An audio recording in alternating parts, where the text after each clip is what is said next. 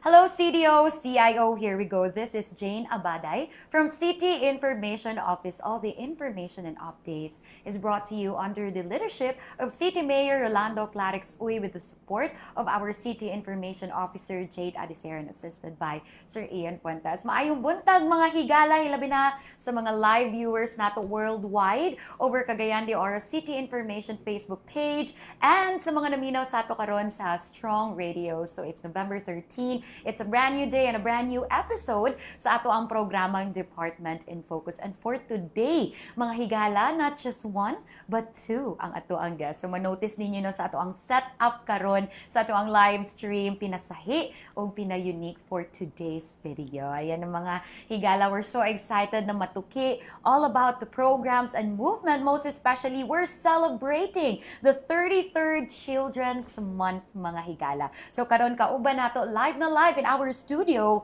our co-chairperson sa City Council for Protection for Children, Sir Jonah Domingo. Good morning. And we have here also the focal person sa CSWD for Early Childhood and Care Development Section, Sir Calvin Dalapo. Good morning. Yeah. So una sa tanan, please greet all our viewers worldwide ug sa itong mga tigpaminaw sa Strong Radio. Let's have first Sir Jonah. Good morning, everyone. So, a child-friendly morning to everyone. So, it's a great privilege to be here in Department of Focus. Yes, Sir Calvin. All right, so good morning everyone. And sa tanan ng mga parents, especially ang mga child development teachers all around the city, no, good morning sa tanan. Yeah, so this is what we love about the program, no? Okay, every month we always promote mga different na mga awareness programs. So just last October, murag 3 programs ang ato ang gihanyag diri sa ato ang programa. So from breast cancer, from mental health, from women. So this time, mga higala, we'll get to know more about the children's protection here. As again, we're celebrating the 32nd Children's Month. So Sir Jonah, how was it last week nga nag-kick off ta sa ato ang Children's Month in Barangay Nazareth? Actually, it was good because it was supported by all the members of the council, not only our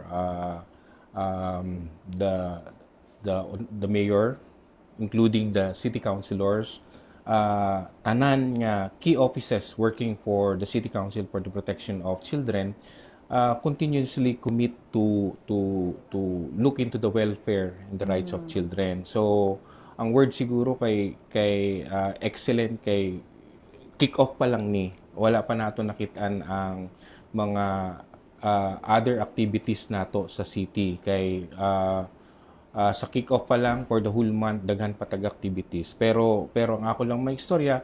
When we're talking about Children's Month, we are commemorating kanang we look into gihatagan natong pagtagad nga tanan nga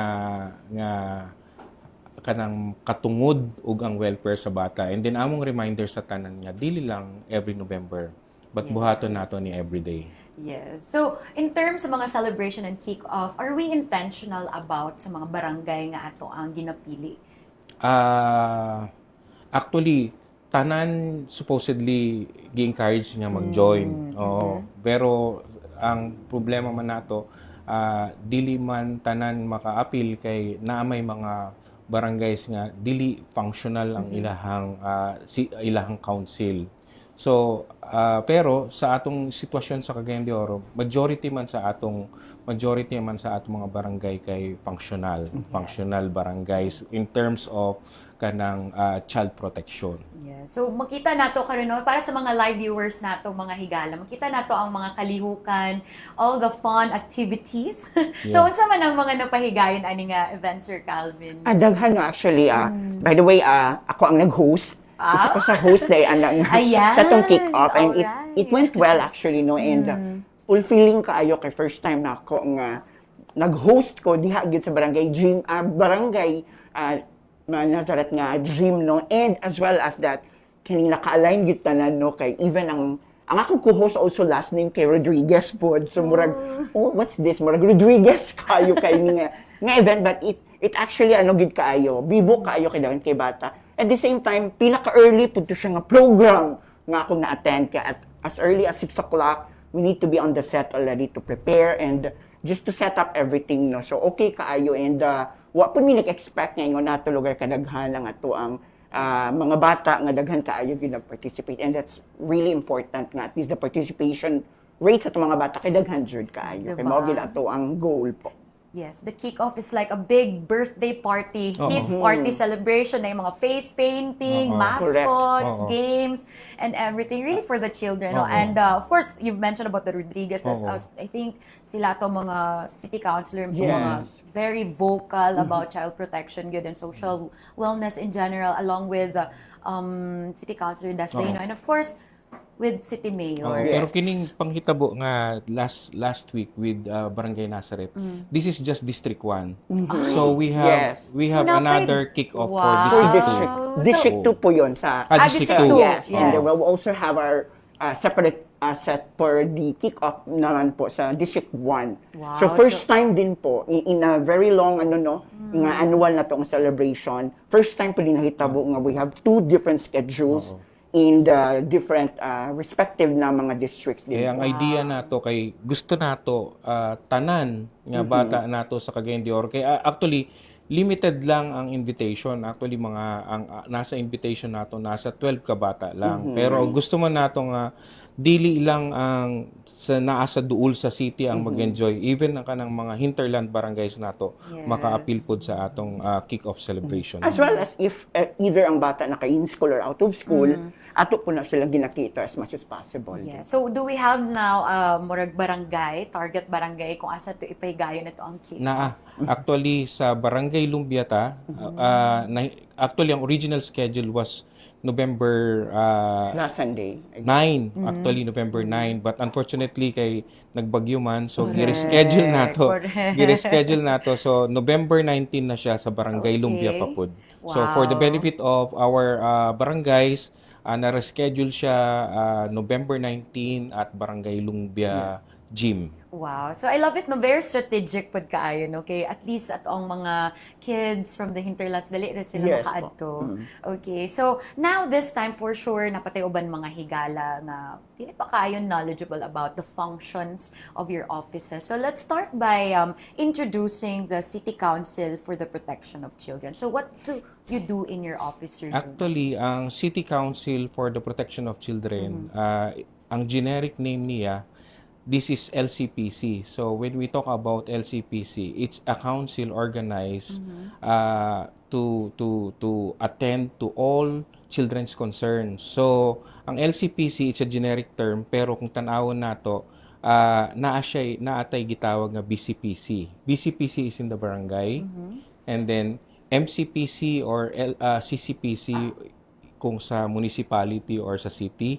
And then sa level sa province na apod tay PCPC kanang Provincial Council for the Protection of Children. So basically, kining CCPC nga diri sa ato sa Cagayan de Oro, it's a mixture of different offices, government offices from the city and the national offices. So daghan tag members diri. Sa city pa lang, we have 24 offices that represents all the different key offices that responds to the needs of children. So naapod ang national offices like DSWD, DOLE, naadiha ang DepEd. So aside from that, the council also is composed of kanang naay unom ka NGO, non-government organization, and naapod tay CSO. And lastly, importante nga naitingog ang atong mga bata. So naatay 15 children representatives sa nagikan diri sa atong Children's Federation sa Cagayan de Oro. Ooh. So, since when mo din established? Because I recall, special shout out kay in the year 2019, we were awarded Cagayan de Oro as most friendly, highly urbanized, child-friendly, highly urbanized city. So, kano sa man in-establish ang CCPC here in Actually, Cagayan de Oro? dugay na ni kay kuan na ni sa mga previous administration pa. Sa na may mandato ni coming from the national government nga na ang every cities or municipalities mag-establish of local council protection of children. So dili lang karon ni nagsugod but dugay na ang mandato nga gikan sa national government na every municipalities na ata. Pero kining ato ang CCPC aktibo man siya ever since. Kay nag-start lang ni kung if I'm not mistaken, ga-start lang ni as a sa una, ga-start lang ni as a task force. So task force ting different agencies in the city government nga na taga CSWD, na taga Kokpo, na taga DepEd. Sa unang buhaton man nila mag-reach out sila mga bata diha sa Divisoria kanang gitawag nato nga CISS, kanang CISS, Children in Street Situations. Formerly ang tawag nato ana is street children. So, ga-reach out sila sa una. So, nag-start lang siya sa task force and then later on, gibuhat na nila nga isa ka council na ni ang task force para makita nga functional. Dili lang siguro, kung balikan nato ang history nila, dili lang siguro just to comply, but makita nimo ang commitment sa every members. Then until now, makita nimo ang continuous commitment sa every members sa council nga para sa mga bata dato sa Cagayan. Diba? Okay. It's just one council, mga higala, but there are thousands of children here sa Cagayan de Oro City. So, how is the collaboration with CSWD and the Office of the CCPC? Sir Calvin. Kuan kay ang collaboration, no? Especially in specific, the early childhood care and development. Under the development, kaya nga to ang rights of the child, we have 4 rights of the child, no, katong rights to development, rights to survival, the protection, the participation, and ECCD is under the development rights of the child. So diha, no, amo makita o amo pong maipadayag ang amo alagang gusto nga alis matabang po sa to ang mga kabatan-una din sa Cagayan de Oro. So we actually have good relationship with the CCPC under chaired under by Mr. John Domingo po. Diba? Hand in hand, mga higala.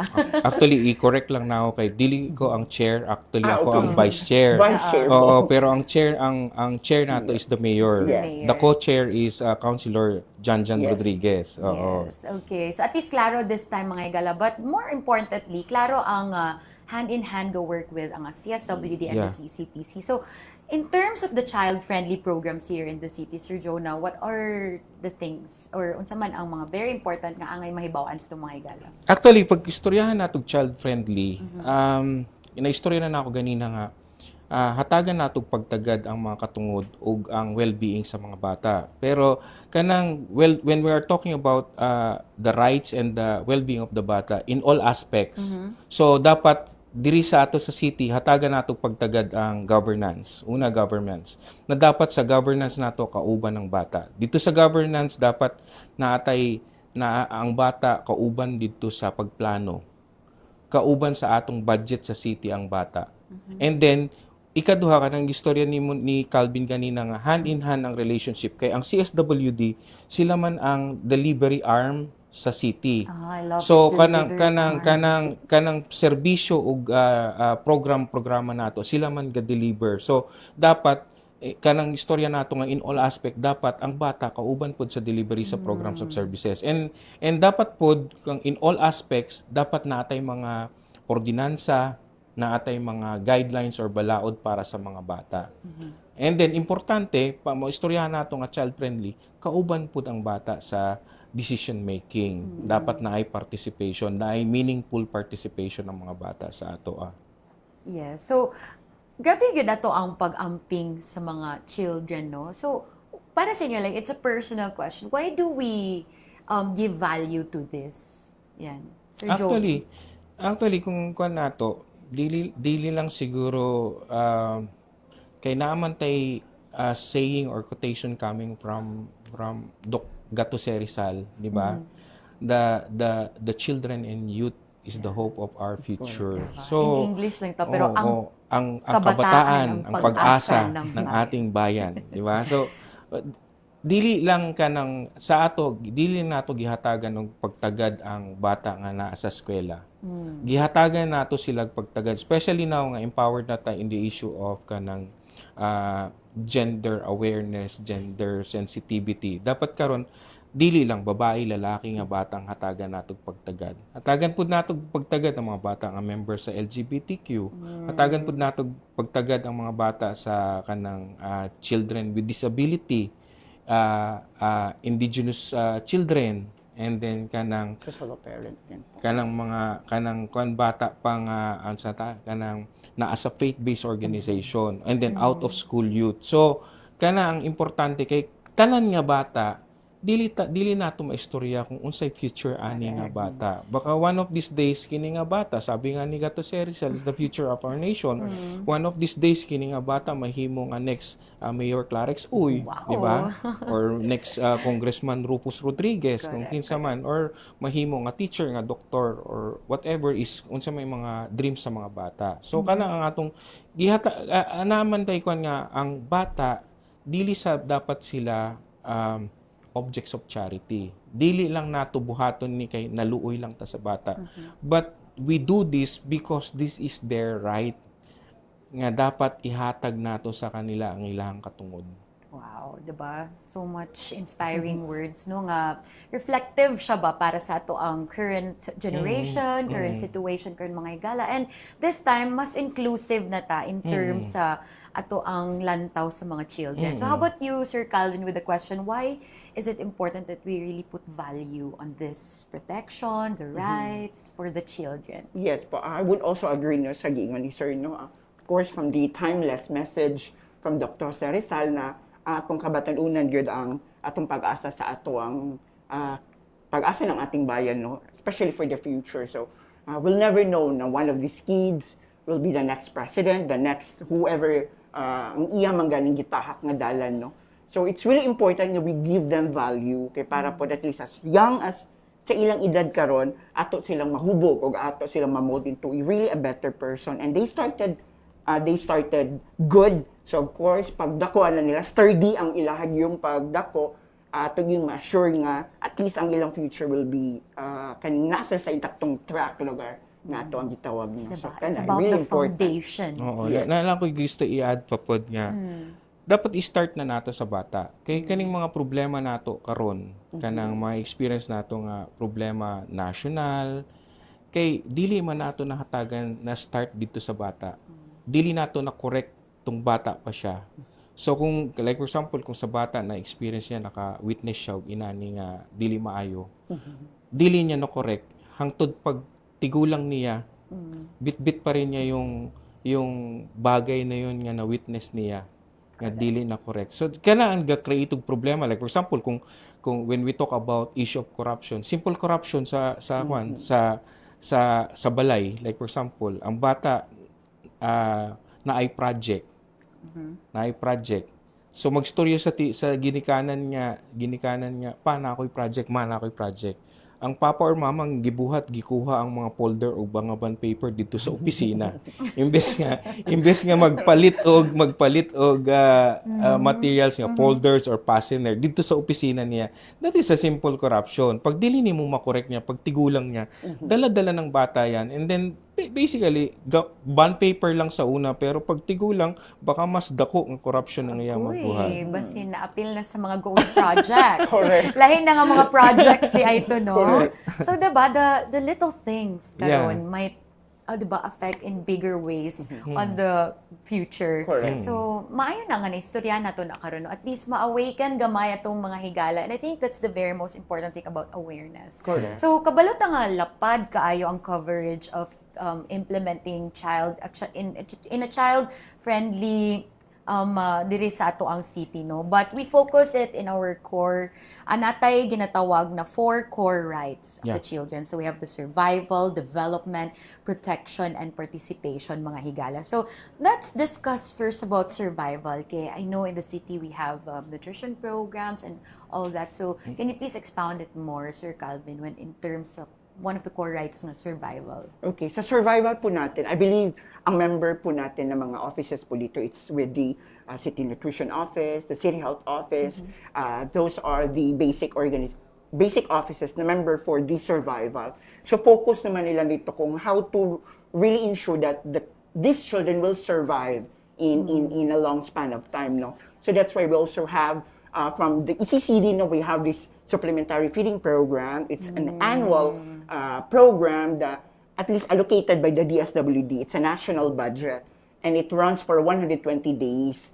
So lahat ng bata under the ECCD program will be able to have this program sa kanilang mga respective child development centers. And ubay-ubay ang child development centers man. Yes, Dili sa Cagayan de buyag, Oro City. no? Yes. And forgot to mention, no, we also have the supervised neighborhood play volunteers. So we have at least 30 supervised neighborhood play volunteers in Cagayan de Oro City. Kani pud sila ang walay mga centers nga permanent or walay facility. So diya na sila ga-conduct og sessions wherever it is safe lang and secure sa mga bata. So we also have provide supplementary feeding program for the SNP program po. Yeah. So how do we affiliate these children to such programs? Okay, yes sir. Actually, kanang ang mga program, it's our basic na program nga ihatag nato. Sa level sa barangay, natay mga kanang ECCD nga gistorya ni Yes. ni Calvin, naapod tay mga health centers. So kauban na sa gi-deliver nato regularly sa atong mga bata.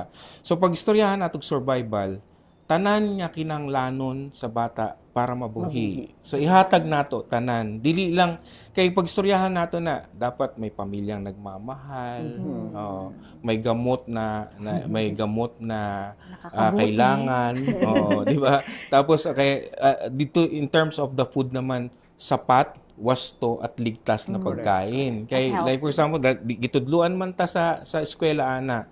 So kana ang gi-provide nato kaya that's why na-explain pod ni Calvin nga kanang supplementary feeding dako nga tabang ni sa mga bata kay dili lang siguro kanang to respond to the need niya na ay mga stunted, Correct. na ay mga kwan. But also, kining supplemental feeding, there are instances nga ang bata dili mag-eskwela kay gigutuman. Gutom. Dili maka-focus sa eskwela kay gigutuman. So kana ang mga kwan nato. So, balik ko dito sa pangutana. Sa ato na istorya na ako ganina nga dili lang tanan luoy, but this is the right of every child nga dapat ihatag nato as a primary duty bearer kita as a gobyerno, ihatag nato ni tanan sa atong mga bata sa Cagayan de Oro. Wow. So Dili na need nila og magpalista. Diba? Oo. Dili na nila need magpalista. Dapat ihatag nato sa ila as bata sa Cagayan de Oro. wow. Okay. So from survival, let's go to development. So what are the programs under these rights nga naata karon sa syudad? Okay, so development, no, it's early childhood care and development. So ako lang just to inform everyone nga, ECCD, that's what we call the daycare program before. So at least no nga to ang mga viewers will be able to understand kung unsa din ang ECCD. So atong gitawag na siya sa una nga daycare program, sa una katong before mag-kinder ang bata. Ideally, ang ECCD program caters children ages 3 and 4. So, natay ubay-ubay, daghan kaayo din sa Cagayan de Oro. That's why, daghan po kaayo taog mga child development centers around the city. In fact, we even introduced the supervised neighborhood play. Mao ta that's kung dimension nice. kaganina. Neighborhood play. Yes, mao ta kung dimension kaganina nga kanipod sila ang walay mga facility, no? Just to really ensure nga ma-address nato ang katong overwhelming kaayo nga mga numbers nga bata nga wala na cater or na accommodate sa atong mga child development centers kay tungod kay isa ra ka center ang isa ka barangay pero grabe kadagan ang bata so luoy kay ang wala lugar na dawat. So that's why we introduced the SNP program to really cater tanan nato nga bata nga to really provide the ECCD program to them. So graghan kaayo actually ang sa ECCD, we have the SFP, the Supplementary Feeding Program. We have the literacy. Ang ato apong main goal no sa ato ang programa sa ECCD is to really teach our children to prepare them to face really into the kanatong gitawag lugar nga katulad bang kinder na sila sa proper education. Yeah. So, ato lang i-highlight, no? So, live viewers will get to see ating gina-flash nato karon sa LED, gina-flash na mo diya sa inyo ha, nananaw sa live stream, sa screen. So, these are the numbers, no? Consolidated number of barangays with ECCD and facility. Okay, so muna siya. Actually, katong previous photo, so, maayo nga every year na adyod tayo ka-construct, no? Actually, sa ato, dili lang tong magtukod lang taog o 40 child development to mention. centers. Kung makasulod mo dito sa child development centers, age appropriate tanan ang Correct. nadiha. Ang toilet bowls, Especially katong ang 40 chairs, po. oo. Child size po talaga. And then na sila separate nga latrines or Correct, CRs. yes. So kana ang gihatagan natog pagtagad. And then talagang ang itsura sa Child Development Center nato na child friendly talaga siya. Dili siya kining istorya ni Calvin, this is just a portion of development. Kay gang focus lang ani ka ng mga early childhood. But when we talk about development, this is we're talking about children being in school. So when we talk about development, dili lang being in school, but also development, play is also part of Correct. development. And another thing is kanang leisure is a part of development. To summarize everything, when we talk about development, tanan niya kinahanglanon sa bata para mapalambo, ihatag nato. So in Cagayan de Oro, there is no reason for every family not to send their children to school. Why? Because we have public elementary high school. We have open high schools. Naapod tay ALS. So wala talaga reason sa ato. Kaya lang, naapoy pud lahi nga reason. Pero Yes. sa tinuod lang, kanang form nga dili nimo paskwela ang anak nimo, that is a form of neglect. Kasi like, the city government even known na to really have a free yung Yes. registration ng mga bata din natin. Just to really ensure na at least walang rason na dili gid paskwelahon sa mga Diba? ginikanan Murag, natin. we make Free. everything accessible Exactly. and convenient Yes. para sa itong mga parents So at least pag and sa loob sila guardians. ng daycare centers, makakakain pa sila because we have the supplementary feeding program Wow. and as well as free na ngayong registration din natin. And also to add dito sa gi-share ni Calvin kanina, ang SNP, magklase sila pwede under the tree. Yes. Pwede in any particular place. As long as secure. As and long yung as safe lang din po. na ay assign niya child development worker and secured ang Yes. lugar. Wow, that's so Anywhere nice. basta magklase ka na, that's why na ay idea nga supervised neighborhood play. Limited lang din yung i-cater din natin mga SNP para po di po sila ma-overwhelm, no? Correct. At least they should at least cater lang 15 children lang per session. So beyond 15 din na natin i-allow just to really ensure na dili lugar makuha nato ang purpose sa ato apong paghatag lugar Diba? sa ato ang mga bata sa education. Nice. It's very intentional and very nurturing at the same time, no? If you could just imagine mga higala, no, we're extended ang ilang trabaho for your children. They're growing as well, they're nurturing as well the children here sa Cagayan de Oro City through their offices and the partner agency, mga higala. So, I think the next core rights is usa sa mga Protection. pinaka-bugat. It's the protection. So again, mga higala, it's 4 rights. So survival, development, protection, and participation. So let's go to protection, sir. When we talk about protection, naara may always remember there are just four nga dapat protektahan nato ang bata. One is abuse. So pag istorya nato og abuse, all forms of abuse. Such as, Like for example, physical abuse, sexual abuse, emotional abuse. So kini basta tanan nga forms of abuse, diha nato protektahan ang bata. Ang ikaduha nga i-remember nato is the word neglect. So neglect kanang dili nato ihatag ang basic nga panginahanglanon sa bata. Na-mention na nako ganina pag dili nato sa eskwela, that is a form of neglect ang bata. And there is no reason for us not to send our children to school. So kana ang neglect. And then the third one is exploitation. So when we talk about exploitation, in our case in the Philippines, duha ra man ang exploitation na ay labor exploitation, na apud sexual exploitation. So karon, that's why ang tema nato karon OSAEC, SISAM. So we are focusing on online sexual abuse and exploitation. That is a part of sexual exploitation. Labor exploitation kanang sample nato kanang mga bata nato nga gipang construction nato. Nagtrabaho sila sa construction. At the early age, dili pa pwede magtrabaho sa construction ang bata.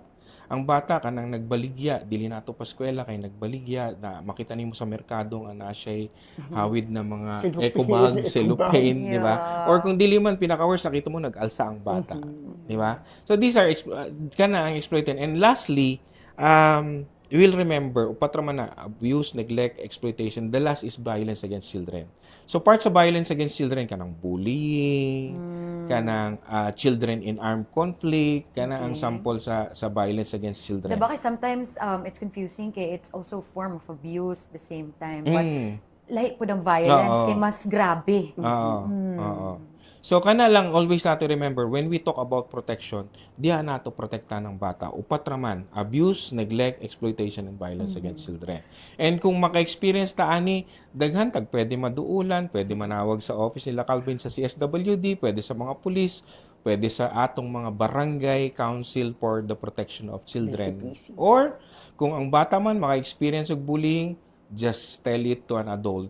O sa teacher, pwede pod. Or sa mga child protection focal sa school, pwede pod. Sa daghan ta Yes. pwede maduulan. Diba? So let's turn our focus karon sa theme. I think it's for the 33rd Children's Month celebration, it's the online sexual abuse or exploitation of children, the OSAEC, mga higala, and the child sexual abuse or exploitation materials or CSAM. So I recall that City Councilor Des Dahino actually katuyang special report.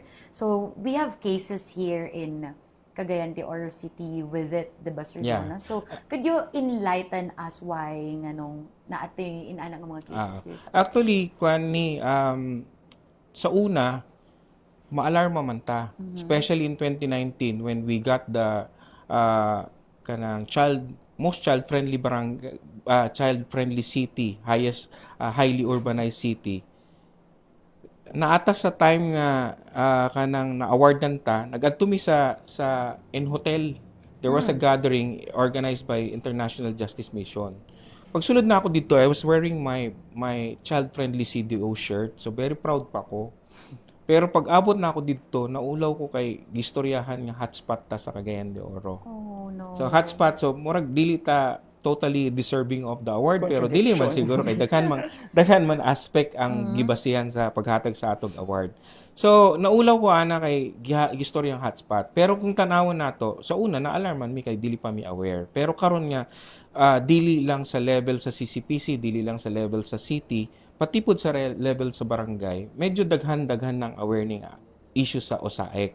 So unsa ba ning OSAEC? Ang acronym ng OSAEC is Online Sexual Abuse and Exploitation on Children. So sa dali nga definition ani, when we talk about OSAEC, that is child sexual abuse through digital technology. So when we talk about digital technology with the use of internet, the use of computers, the use of phones. Innovative din pala. Oo. And then Nag-innovate din In yung our mga, digital age.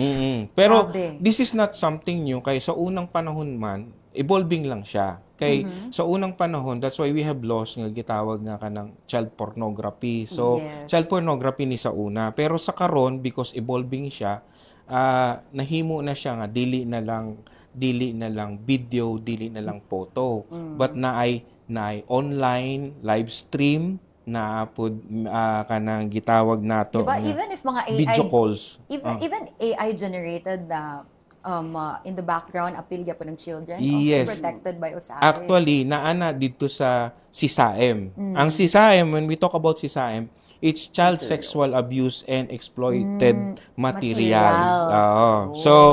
So pati even mag-depict ka nga adult ka, nag-depict ka nga mura kag bata, and then you involve yourself into sexual activities, it can be also CSAM. Naana naka-stipulate sa balaod. So sa ato karon dili tad mabalaka kay last year or 2 years ago, sige man mugawas ang ngalan sa Cagayan de Oro sa media. Ang usually top 3 man na Cagayan de Oro,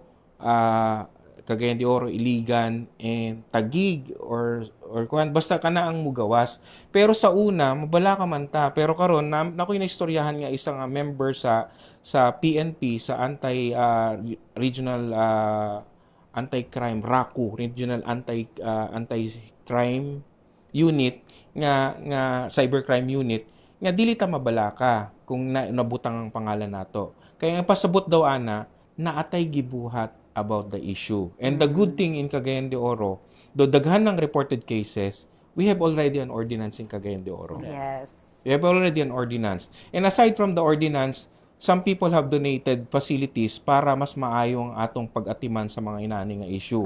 Like for example, World Vision donated a video in-depth interview kit. So, mag-interview sa bata nga biktima nga dili na balik-balik. Balik. Naana dito sa isa ka room, nga naana dito ang multidisciplinary team. Na ay police, na ay taga DOJ, na ay social worker, na ay doktor. Para ang unsay idea para dili ma-retraumatize ang bata nga sige istorya sa iyang giagian nga sakit sa dughan, di ba? Yan. So what can you say sa ato ang mga parents or unsa man ang angay nga mga buhaton nato no? Or not just parents but the community to have that safe space para sa itong mga children? Very important to really create a safe space po sa atong mga bata. No? Isa diya, no? At yung mapakita sa ila nga, we are open and we are willing to listen sa atong mga bata. Kana very important kayo nga katong gingon po ni sir na one way katong i-neglect na to ang bata. No? So ang bata gani whenever gani nga they want to talk to you, so you really have to make time for these children. Kaya very important kayo nga we listen to them because it validates their feelings. And that's really really important. Kana good usama good na atong nakita nga factor nga mo ang bata dili na hinuon willing to open up nga something's wrong with me, may ganitong na ay mga inguna nagakangitabo. And in many cases, no, instances nga, usually ra ba jud ang makabanta kaya these teachers, kaya makabantay sila nga, dili normal ang akong estudyante. Usually, these kids kay lipayon, sabaan, and then suddenly, nahilumon, unya, aloof na, mga inguna no. So, in many instances, no, atong mga teachers atong nahimong, murag nahimong tulay to really solve cases sa mga same as like usae, kay manabantayan nila nga ang bata it's not normal anymore. Dili na ni mao ang usual nga si Tapulano or kisa ba karon nga pangalan.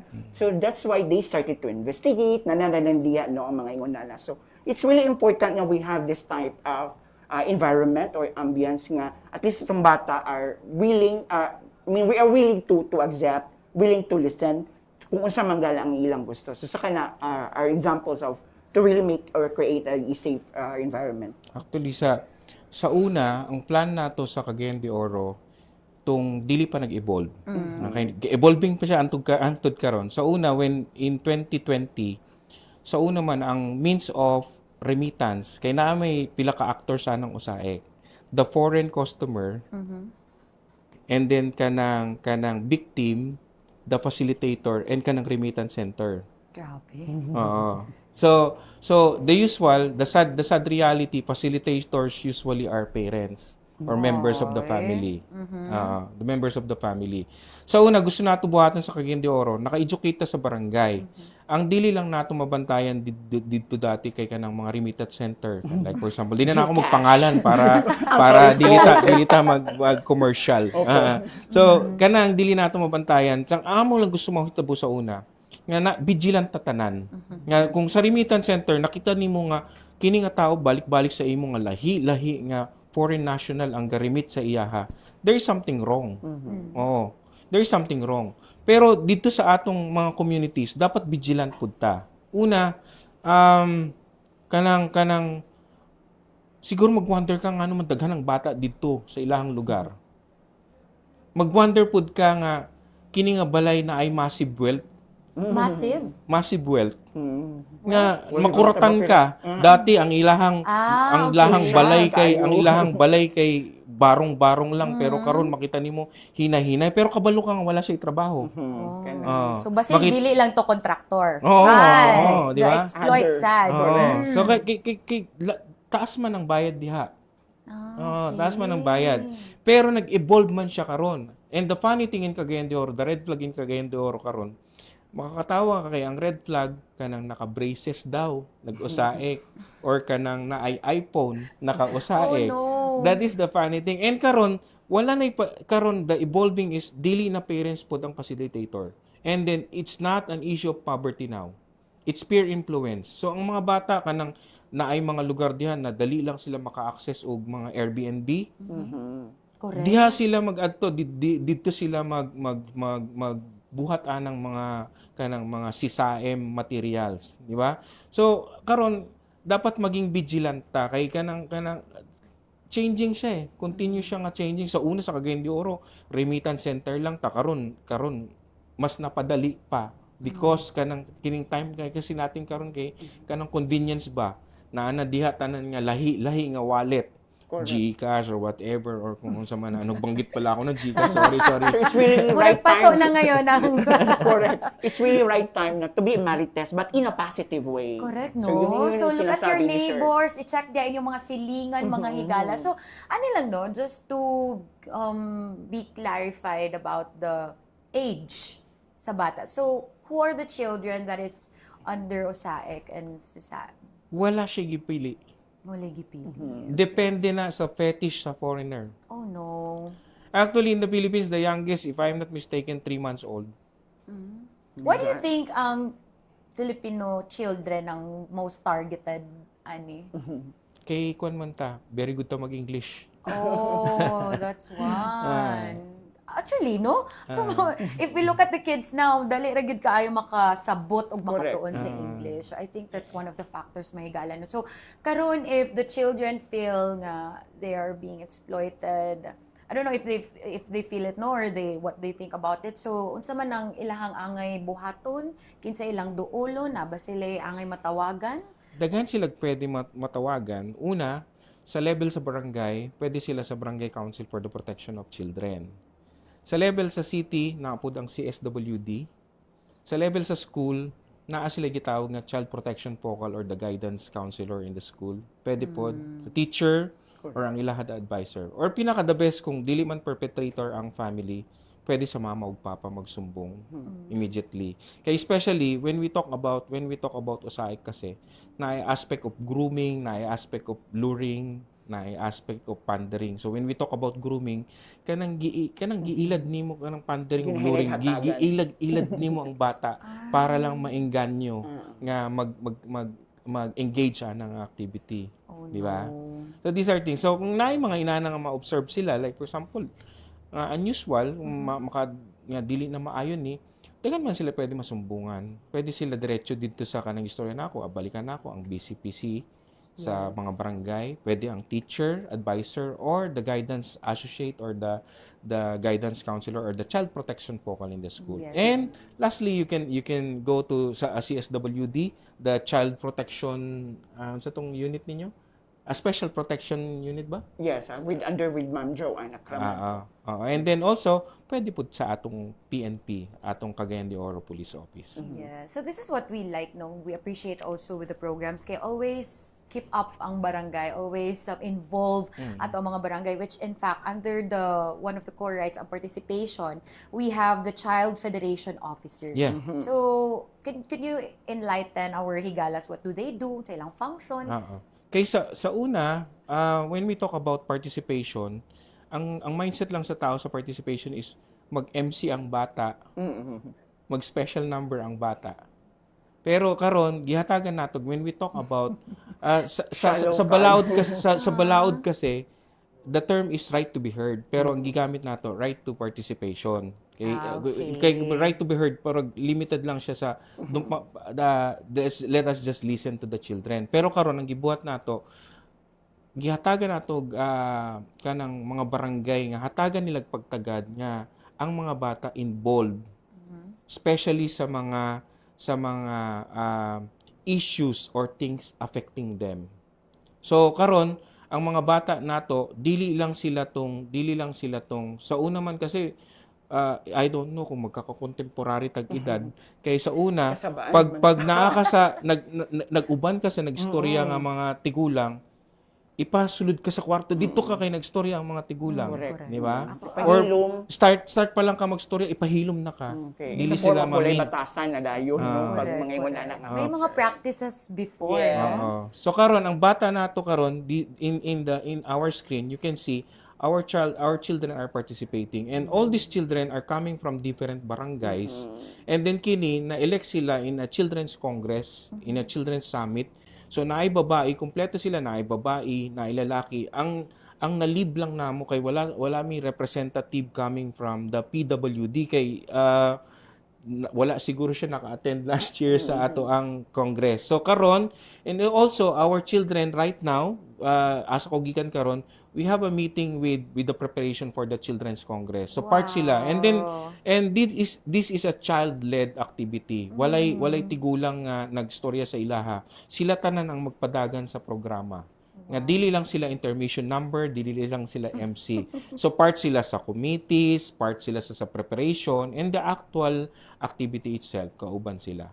Kay kana nga mga bata, dili ta mas dosrahan kay kini nga mga bata, ang edad nila 10 to 15. So pag-graduate nila sa Children's Federation, pwede na pud sila dito sa youth nato, di ba? Yes. So in preparation, this is in preparation for kanang SK na nila.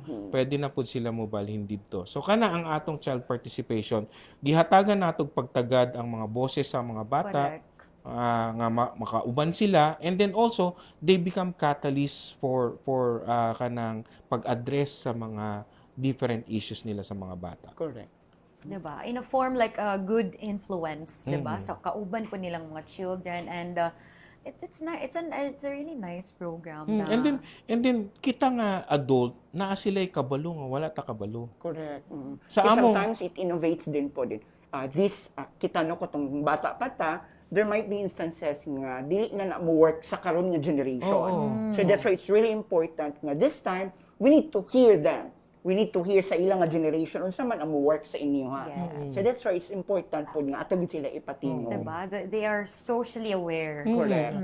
In one of our focus group discussion, nakuratan mi kay wala mi idea unsa ni. Sila ang nagstorya. Diba? Oh, sila yung nagstorya. Wala mi idea na sila gi-share nga role-playing world. Unsa ning role-playing world? Naapala na sa Facebook, isa ka grupong It's a asa page. diha sila magtipok-tipok and then diha mag-start ang mga abuses. Nga dili ka sure nga ang ka-chat nimo on the other line, the other end of the line is an adult, dili ka pares nimo nga bata. Poser, something Oo, like that. di ba? So nag-share pa pud sila nga nanay muntik nga makipag-meet up. Dili na meet up ilang term, dili na pud eyeball. Ang ilang term kay LMIRL. Unsa nang LMIRL? Grabe ang acronyms. Grabe na Let's yun. meet in real life. Even no? Nga, di na po, karon gyud ang mga bata, lahi na gyud, even the terms, diba? Yes. So, that alone explains kung unsa na ang ilang generation karon ang ilang gidak-an mga higala. So, karon no, grabe, kulang ra ang 1 hour sa Yeah. ato mga discussions, but at least ato ang nahayagan ang mga core values that we live by sa CCPC. So, karon it's National Children's Month. So, unsa pa man ato ang ginaatangan ng mga celebration ng mga activities. Naatay on the 19th, balikan na ako, we have our kick-off for District 1. It will be in Lumbia. It will start as early as 6 a.m. And then on the 21st is the Children's Congress. It will be in the Tourism Hall. So from 8 o'clock to 5 p.m. So we are inviting all the barangays to nakadawat naman mo og memo. And then aside from the Children's Congress, we have our culmination activity for the National Children's Month. Yes, so just want to expand lang no ang atong culmination program happening on November 26, but there might be also a possibility na ma-change na to ang date, but we don't know. But hopefully dili gid unta fix lang atong schedule. The good thing about sa atong culmination program kay we partnered Cagayan Association of Private School or Private Elementary School or CAPES. So lahat ng mga private schools po natin ng mga bata under that institutions kay ato po silang gi-appeal. So with the culmination program, it's under the CSWD through ECCD kami yung nag-facilitate po ng culmination activity. So may mga pa-contest po tayo. So for the ECCD children, we have this the singing duet po. Wow. Yung contest po nila. And for the private, we also have this poster making contest or on the spot poster making contest. We are inviting private schools ages 3 to 17 sa under the private schools po no. And then we also have the yung calisthenics for the ECCD. Ooh. So at least we'll be able to have this numerous children no, performing physically. And then we also have the jingle contest din for the private school. And this time, no, it's been like 4 years in a row na we are doing or giving this what we call na pa-contest na yung festival costume attire to really inform our public, especially the children, na we have this type of festival happening in different LGUs or areas in the Philippines. But this time, iba naman. We decided na we'll have this traditional Filipino attire. So this time, hindi lang taga City Hall ang mag-Filipiniana, Okay, mag-Baratsaya, Barong Tagalog. This time, our children will be wearing those Filipiniana attire na Barong Saya, Barong Tagalog, or unsa man galing ang ilang makuan. So at least no, we will send all the mechanics, the guidelines, and all the criterias for happening for the culmination program. Wow, so many activities to look forward to. So karon in conclusion sa atong ang program, no, so any message most especially sa mga kabatanunan, to the parents, and in general in the celebration of the National Children's Month. So we'll have you first, Sir Well, Joe. sa ako, short lang, let us continue to work together. Dili lang ang government, tananta, the whole community, the whole Cagayan de Oro. Let us work together to provide a safe and protective environment for our children. Yes. Sir Calvin? Okay, for our children, no, sa ang sulok man ng mundo, no, you are indeed the future of our nation. So basically, Dr. Jose Rizal's timeless message na, of course, the youth is the future of our nation. So that always been the central theme. And that's really important, no, as kids, know your right and always, good relationship with your parents especially. So yeah, that's it. Yes. So, thank you so much for your time. So, kung pwede pa lang yun na to extend.